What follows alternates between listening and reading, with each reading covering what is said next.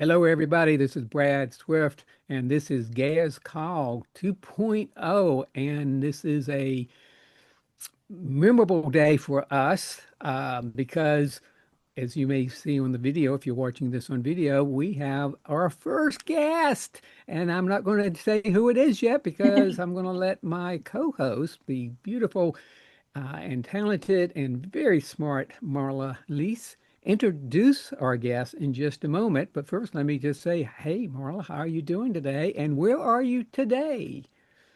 Hi, Brad. Yes, I am now not in Singapore anymore. I'm in Sri Lanka. Crazily enough, I'm in exactly the same room that I've met Brad and Catherine 2 years ago online. And so excited today to have you both here with me and in this room and in one of my favorite countries in the world. And I spent the day at the ocean and now I'm here. Like I'm buzzing.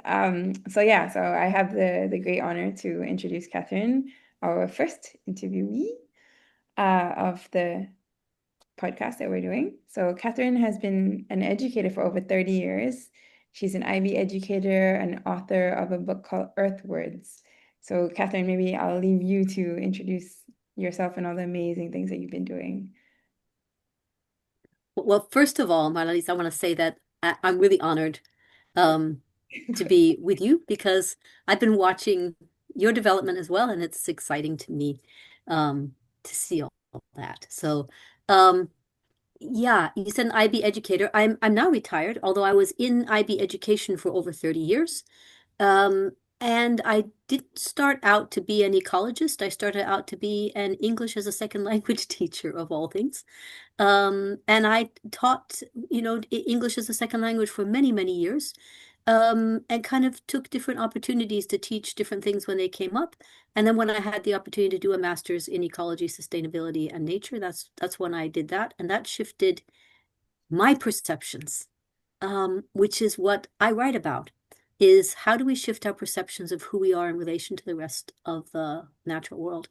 And before this, I cared about nature. I liked going out for walks, but I didn't have this other perception of who we are as humans. And that was a shift for me that led to a shift in my work and to the book Earthwards, Transformative Ecological Education. So, um, and I started the master's in 2018 and finished in 2021. So it hasn't been a long time, but it's been a fantastic journey.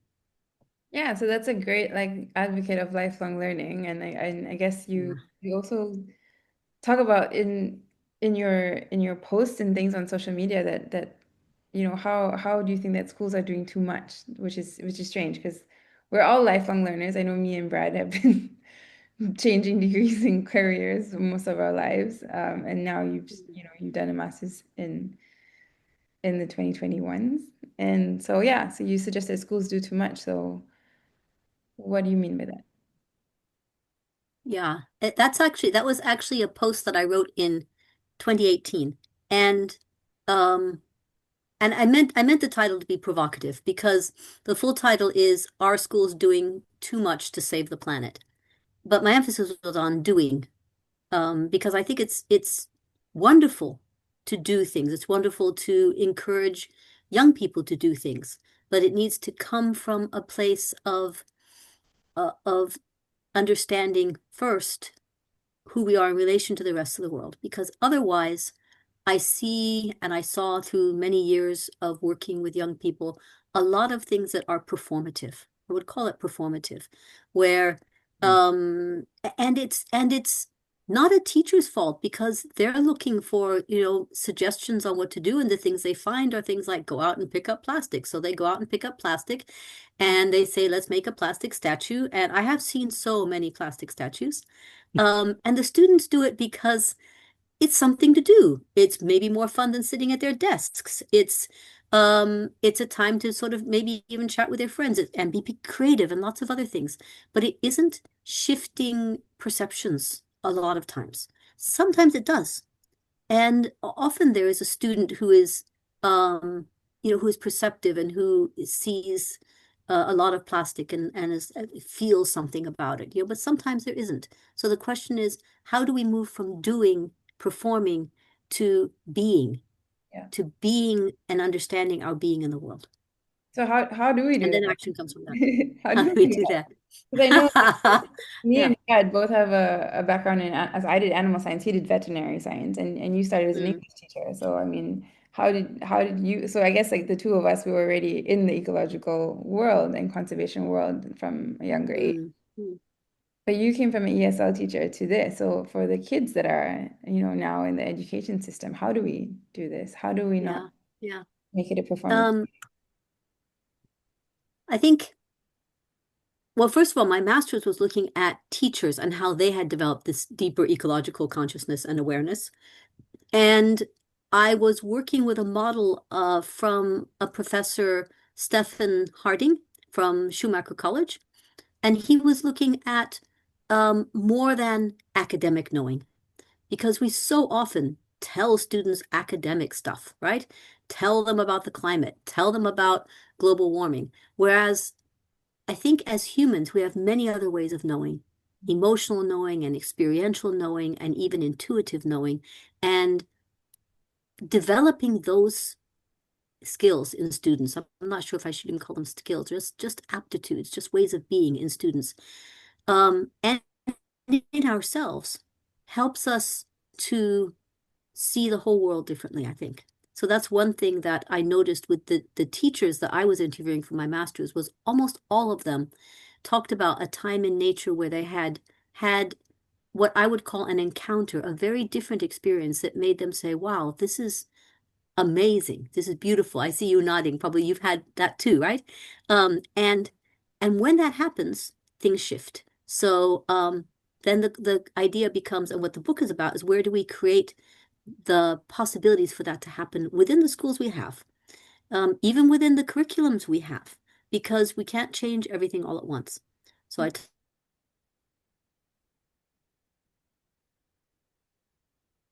Uh-oh. what is it that we can do with a social studies class, right? That helps students to become aware of our deeper, and I like to use the word inseparability from the rest of the living world. Yeah, so just for people watching, we are still dealing with technical issues. Sorry. We're also all from all over the world at the moment. Brad is in the North Carolina. Catherine's in Norway. Norway. Yeah. Norway, and I'm in Sri Lanka. So please deal with the technical issues. But I wanted to know, like, what was your, like, incident? Like Ah, what was your that's such an interesting question. Because that's very interesting because I had the secretary at my school. She said that to me one time. I was talking to her and she goes, "Well, what was yours?" And I was like, "Oh my, I don't know." But I know a few um really deep experiences. I'd have to say that I began to be interested in the idea of sustainability because of my students. Young students are honest, you know? And they say things like, well, why do we do it this way? Why don't we change? And they, propelled me to think, because they're just straight, right? So that was like a first thing to start thinking. I remember I had a student who said, we're talking about used clothing and new clothing. Well, why do we keep buying new clothing? So I stopped.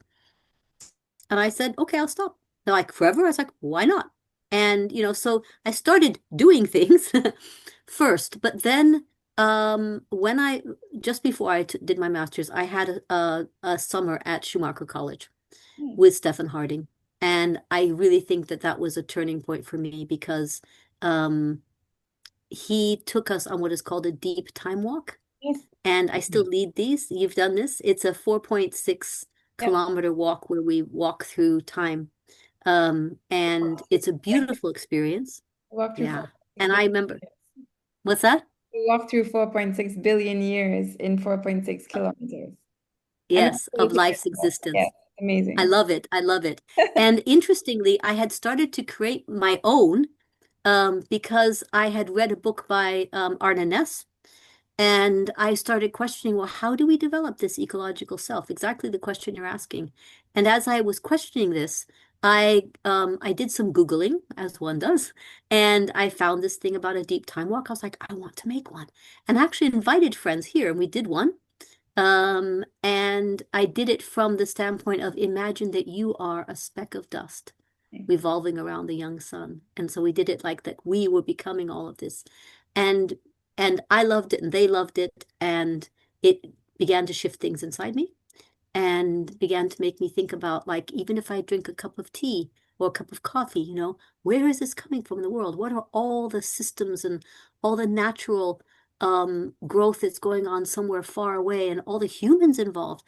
And this began to be a way I was thinking about everything I was doing, right?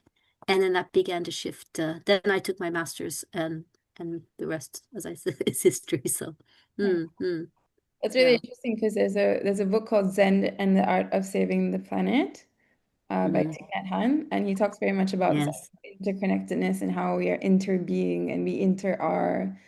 Hmm. One of the examples is very much like if you have a glass of orange juice, where is this, who has been involved in getting this to you? Like how have these seeds been grown and the oranges that have been part of that whole process. So that's really cool. But I read Thich Nhat Hanh's. Oh, sorry. Yay, I read Thich Nhat Hanh's Love Letter to the Earth. right. Was one of my very early eye openers too. Yeah. So There's a I think you meditation can reach he it does for from, that as yeah. well. There's a meditation that he does for that. Love letter to the earth. Yes, the paper. Yeah. It's just a recording. It's good. It's a Mm. recording. Yeah. Ah, wonderful. Yeah. Wonderful. But I wanted Mm, to ask, like, like it's like some people who become so ecologically connected or start to think about like how everything is connected, start to get paralyzed. mm, Because suddenly it becomes so big that we get overwhelmed with how much of a mess that we've put ourselves in. Because now we start asking the questions and start critically thinking about, oh my goodness, like this is affecting this and that and the other. And especially, I guess, with students and their carers and their parents and their teachers that might not, be equipped to handle these kinds of explanations or questions. Yeah, how do you feel like when that happens, or have you had experiences of students or parents or mm, carers or teachers leading more to paralysis and being like, oh my goodness, this is too big for me, I can't do anything. mm, mm. Um, well, let me preface it by talking about, like, for us, because I didn't mention this, but I'm a practitioner of the work that reconnects, which is Joanna Macy's work. I don't know if you know it, but Oh, yeah. it's a spiral of reconnection, although I don't believe in reconnection because we are not separate, but of of acknowledging inseparability, let's say. And she says that, we need to acknowledge our grief. The problem is that in our societies today, we don't have ways to do that anymore, right? We don't have those rituals, we don't have those communal um, opportunities, and we need to build them. So the work that reconnects, I think, is a beautiful practice for doing that, first of all. And all of us sometimes I face grief, right? Joanna said that the amount of grief that we have is the signal of how much we love. And I love that phrase. And she also teaches some things, just one small exercise is breathing through, breathing into the pain and through the pain, and doing this communally. So she has lots and lots of practices. I haven't done many of her practices with young people, but I've had the experience through the years because as teachers of, a teacher of geography and social studies, you're teaching climate change and watching the changes in the students. And it's more than grief. I see students in grief, but more and more I see students in apathy because how do you respond, when you're being told over and over again and it's too big for you and you're not being given the tools to deal with it, right? So I watch students move from we are Greta, we're going to change the world, to we are angry at you created this mess for us, to I had a student, this was my turning point just before I started my master's. I had a student, and I can never tell the story without crying, and we were discussing what we would call our generation. And he said to me, we are the generation not much longer. Mm. And he looked me straight in the eyes when he said it. And I was like, I became an activist. It shifted me. And then I had another student who said to me once, Miss, do you think we're going extinct? And this is it's a terrible thing to hear from a 16-year-old. And at the time, I didn't feel like I answered it so well. I was like, well, we're a creative species, all those things you say. And, we have opportunities and we need to take them. Uh, and then, of course, that became a chapter in my book where I was like, how do we really answer this? How do we look at how we can, um, in community and with the strengths that we have as humans, face what we are facing and become those new humans that we need to be, those humans that can care for the earth and can understand our inseparability, and then develop a sense of reciprocity and care. Yeah. So yeah, I definitely see it in students. Um, when I have talked in schools about what to do, I often have administrators say, "Oh, we can't do that. They can go to a counselor." "Oh no, that's not," because they also don't know how to deal with that. So, I think one thing is talking with schools about how this is part of our charge, these young people's mental health and our own mental health. And so, one of the things I say early in the book is we need to talk about it. We must talk about it, right? Katherine Hayhoe says that when we talk about it, we discover that everybody else is also feeling what we're feeling, but we think we're completely alone in it. Um, so that I think is a first step. which Yeah. is part of the reason we're having this Yeah, conversation exactly. and Yes, And also me indeed. and Brad both talking about it. write about it. Yeah. Yeah. Yes, Yeah. yes. I want to include one other thing in here. As I was preparing for our conversation today, which I'm loving the conversation, by the way, I looked up the whole etymology of the word education and educate, because I knew, I kind of had read and heard before about what it really means. And it says, what I found was it says physiologically, philosophically, wow, that's a big word. Education is the process of drawing out a person's latent potential rather than Mm, simply pouring in information.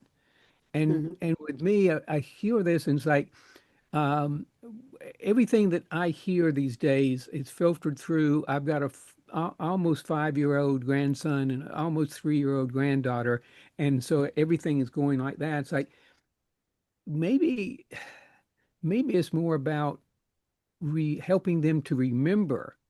Maybe they have Yes. a much greater sense of belonging to Earth than we do. Yes. And maybe it's, our job is more to help draw out their latent potential than to pour more information in there. So I'd like for you to respond to that. Well, I love that because I have a 7-year-old grandson and a 3-year-old grandson and an almost 3-year-old granddaughter. So, and I would say that children are naturally understand. I love etymology, by the way, and the etymology of the word human is something I love because if you go back to the Indo-European, it means those of the earth, and it's related to the word humus, soil, Mm, right? Not the hummus that we eat, but the hummus that's soil. And it's also related to the word humble and the word humane, of course, right? So I think that children automatically have that knowing that we are people of the earth. Um, and and I think we unschool them. I think we school it out of them, frankly. mhm. And so maybe, like you say, I also love the word remember because membering is belonging, right? That we remember. They are already membering. Maybe we're the ones who need to remember around them, right? And I really do think young children can teach us. You often see this. Um, and my grandchildren, I see they start, nursery school, and then they start coming back with all the I don't know, fantastic characters, and I don't even know what's the biggest one right now, but what they've watched on cartoons or TV or this or that. So yeah. So Yeah. just don't unschool them. I also want to add to that because today in Sri Lanka there's this word called abaya bhumi. I hope I said it right, abaya bhumi, Mm, which is literally how Sri Lanka was kind of the policies and the laws and of the olden days were created based on this. And abaya bhumi means a message of responsibility towards the protection of all living beings and our natural heritage. And I learned that today. Mm, And that's kind of what you guys are saying. Because like if you look at all the indigenous kind of cultures and tribes and teachings, it was always mhm, very connected to nature. And you mhm, always had a place with the folklore and the songs and the community and the connection and reciprocity, mhm. which is also what Yes. me and Brad write about. Like in my book, The Dreams of Unwritten Futures, we talk very much about reciprocity and how, Yeah. we can go back to that. And Brad also writes for kids in his Zach Bates series. Wonderful. But Excellent. yes, it's us, the adults, that are moving them away from that. Something that we Mm, possibly all, I mean, I don't remember my childhood at all, but like maybe that we all inherently already knew, like, like mm, nature versus nurture thing, where if you put a kid in front of a snake, they're not going to run away screaming. They'll just be like, oh, thing. mm, Where we teach them, oh, mm. snake's dangerous, slimy, even though they're not slimy. Yeah, yeah, Yeah. So exactly. yeah, maybe Mm, that's totally on us that we need to remember mm, as well while we teach them. mm, mm. Mm. Indeed, I think so. The other piece that's That's really fresh in my mind right now is we're exploring my daughter's family moving much closer to us, maybe even where we're currently living. And there's a whole question about the educational system. I want to be able to, uh, uh, I'm not advocating my responsibility as the grandparent to the school. And at the Hmm. same time, they're going to spend, 6, 7 hours, 5 days a week in school for much of their life. How do you, how do we introduce this whole idea of being interconnected with the earth so intricately to a Mm. school system that's all about testing and credentialing and all the things that, in my estimate, points to a somewhat broken system. Yeah, it's a broken system that's part of a broken system, isn't it? So, yeah, and I've talked with some people who say, well, we can't work in the schools. I mean, they're broken, they're failed institutions. And this is partially true, but it's also what we have. So I'm an advocate for starting where we are. And I often say because we can't start anywhere else. But Bayo Komolafe also has he has this podcast where he says, you can't get there from here. And he tells the old Irish story about, meeting tourists and saying, well, you can't get there from here. So this is also true. So the question is, how do we start from here and then also recognize that we need to do things in different ways? And a lot of times it isn't going to happen from the administration and it isn't going to happen from the the board because they are tied into, creating or giving results and passing those on and often pleasing parents who want a particular kind of education and so on and so forth. So for me, the response has been to work with teachers who are ready. And it's really interesting because in my own case, I didn't start out to write a book at all. I gave a presentation for the IB, and I think it was called a new paradigm, a new ecological paradigm for schools. Mm. And when I did, there was somebody in your neck of the woods, Marlies, who is named oh, can't remember his name right now, but he's a writer, and I'll think of him in a minute. And he said to me, you ought to write a book.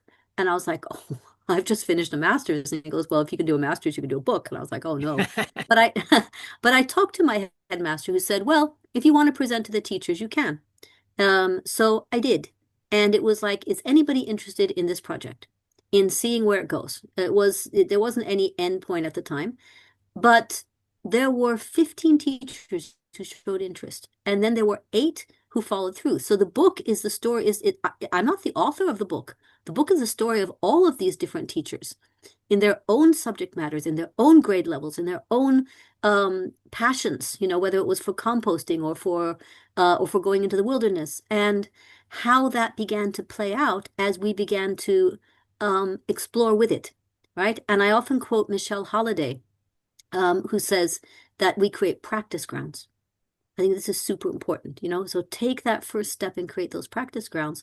And when I'm doing book circles or teaching, I say, find your tribe, you know, and find the others who would like to try and then start to do it. We didn't get any time off for the projects that we developed. We didn't get paid for the projects we developed. We didn't get, any extras, but we were allowed to start a garden, which we did. And then, and I think that was like one of the most important things because then teachers started taking their students out into the garden. And so I would say find a school with a garden, first of all. But then that garden can't just become performative, which is also easy for that to happen. We're going to go and put the seeds here and go out. And then find the people who are wondering, who are thinking, who are beginning to make those connections. And in our case, not every single teacher was, a deep ecologist when the project started, but many of them shifted their understandings over the course of their projects and also deepened their initiatives later on and changed what they were doing in the class and in the garden. So, and they're tiny stories with tiny steps. So the book is only the beginning of an initiative that needs to go on and on and on. And now that I'm not with the school, I don't know all the time what is growing and what is not growing. But I also like to say that all of this is a little bit like the ecological theory of succession. So when you look at succession in a place where it's a desert or there's been a fire or something, you'll see that things begin to grow and some things will start to grow and then die out, but they will create new compost for something else to grow that you didn't expect. And then once in a while, there'll be a plant that just goes crazy and finds this niche and like really like you two with this podcast, right? And then there's another place where maybe something stops and then something else grows in its place. So you can't say about, in a complex system, you can't say at any time that one thing needs to continue exactly the way it's continuing. Yeah. Everything is shifting and changing all the time. So that's another thing that I suggest. Take your step where you are. Find the teachers that have that love and encourage them to find each other. That's a perfect Yeah. response because it really follows with nature. Oh, you mean to bring nature back to the schools is to follow the principles of nature. Yeah. Ah, how smart. Yeah. But it's And we're going to have to just in the interest of bring this to an end time. and see when we can have you come back because I don't think the conversation's over, but Yeah. But just in the interest of time, like I would like you to like maybe leave our listeners with one last thing. So in the deep time walk, there are three situations, three scenarios when we finish the time walk, right? It's either business as usual or the great unraveling or the great turning. And the great unraveling is literally when everything falls apart and unravels, and we're hoping not to get to that stage. But there's this thing called the great turning where we all kind of move away from the Anthropocene, which we're in now, where we all think we are better than nature. Oh my God. Better than nature. Awesome. Disconnected. I'll just say, Marlies, that those three scenarios that you're mentioning, those are from the work that reconnects. That's from Joanna Macy's 3 stories. So I recognize them immediately. I'm sorry. I hope you feeling better? Yes. So what do we do? How do we reach the great turning? Yes. We keep telling the stories. One thing I think we do. I think we keep telling the stories, and this is a place where the stories are being told, right? So that makes this a sacred space in my mind. And I think we keep telling the stories forward, and we keep finding the others that are moving that direction. And we recognize, I think that there's a messy middle. Yeah. I think we need to recognize that, the great turning is not going to be something that like turning the page. There is a messy middle and we're in it. Daniel Schmachtenberger has a lovely, lovely phrase where he says, you know, when you fall hard on one, and I think we are in a shift. So if we can remember that when we find the messiness, right?